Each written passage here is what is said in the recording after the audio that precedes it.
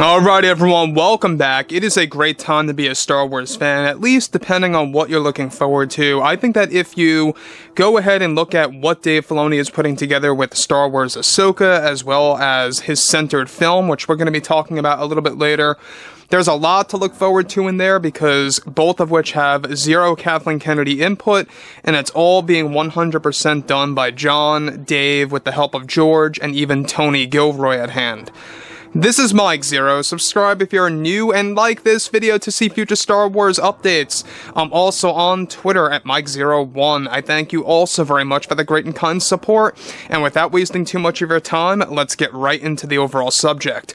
Now, what's really great about John and Dave is that they really are focused on delivering quality-controlled stories. And what I mean by quality-controlled stories is that they want to take their time on a lot of things moving forward. Alright, they want to make sure that this is going to work for the fandom, and that it is going to resonate with the overall community.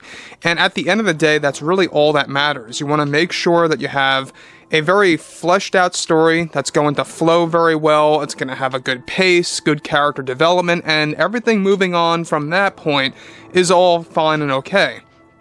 So we know that there's a lot of things happening with this, given that both Kathleen Kennedy and other creators like John Watts and Leslie Headland are doing their own thing. John and Dave are now focused on their own material. However, what's really intriguing about all of this has a lot to do with exactly what Disney is now planning to do with Jon Favreau and a handful of upcoming Star Wars movies. Let's discuss. So, what's really interesting is that right now both Disney and Lucasfilm are beginning to rethink their strategy to deliver the best experience possible to the Star Wars fandom. Now, recently, one of the greatest offers was handed to creator Jon Favreau that's going to expand Star Wars in the cinema, where Favreau recently had a meeting with the Disney executives and the board, along with Bob Iger, about handling the fourth Star Wars trilogy, as it's called, with Dave Filoni.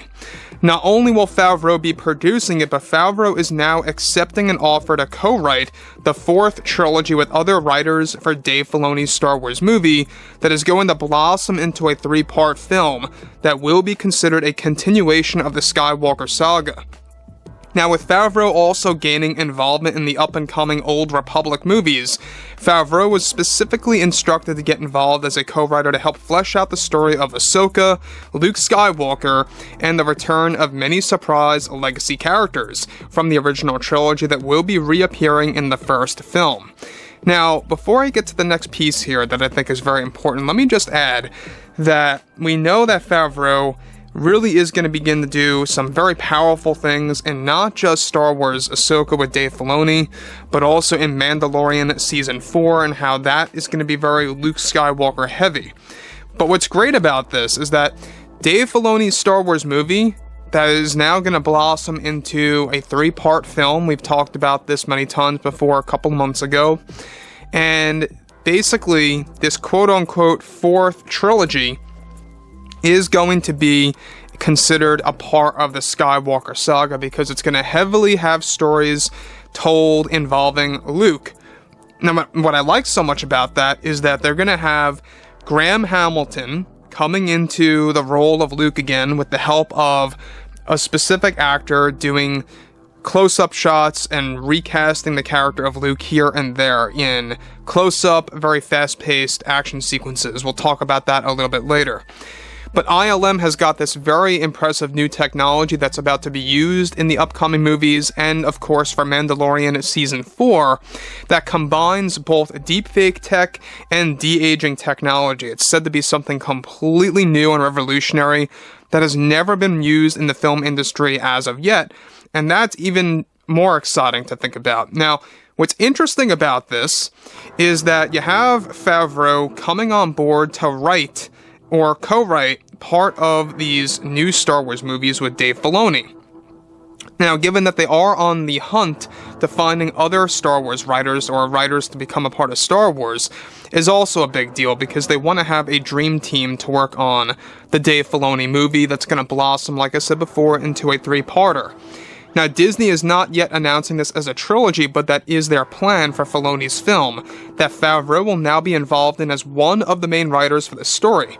Disney is also on the hunt to add on another writer to handle the story. Their aim is to make each movie of this planned new sequel trilogy that Favreau is calling it an intertrilogy. The return of Luke is said to be one of Favreau's big focus points, and getting George Lucas involved also is said to be his actual priority, to make this movie and the entire trilogy feel true to the fans. The plan is to have Lucas direct a handful of scenes in the upcoming Dave Filoni movie, but not necessarily directing the entire trilogy, if that makes sense.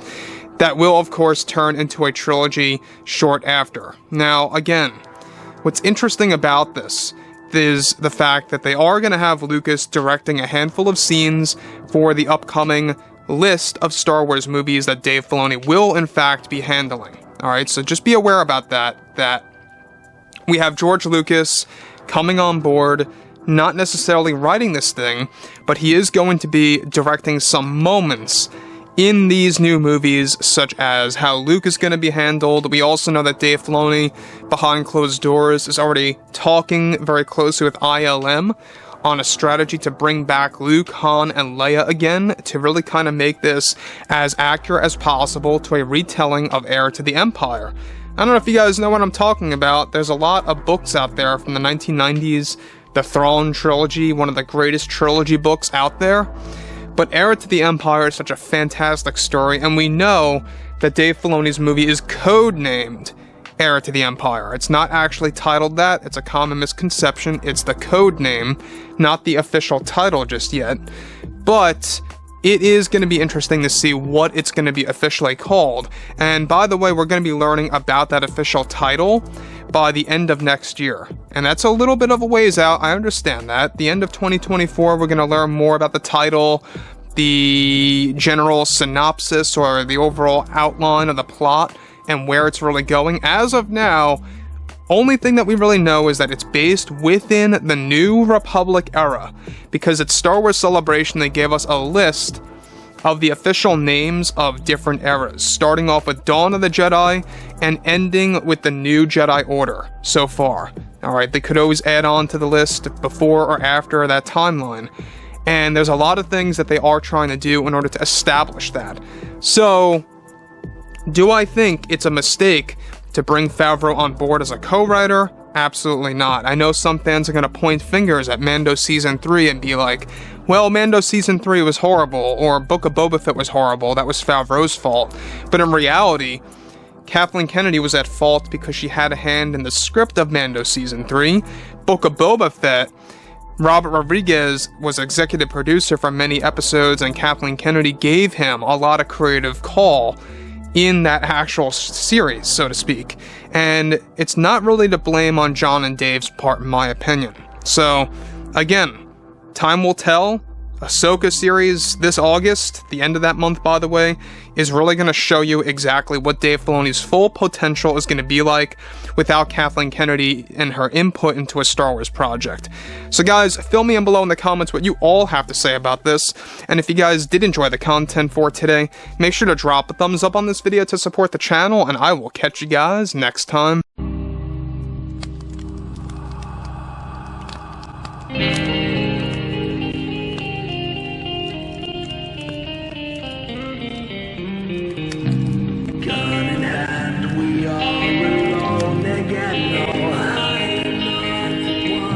From night to moon we hear them moans again.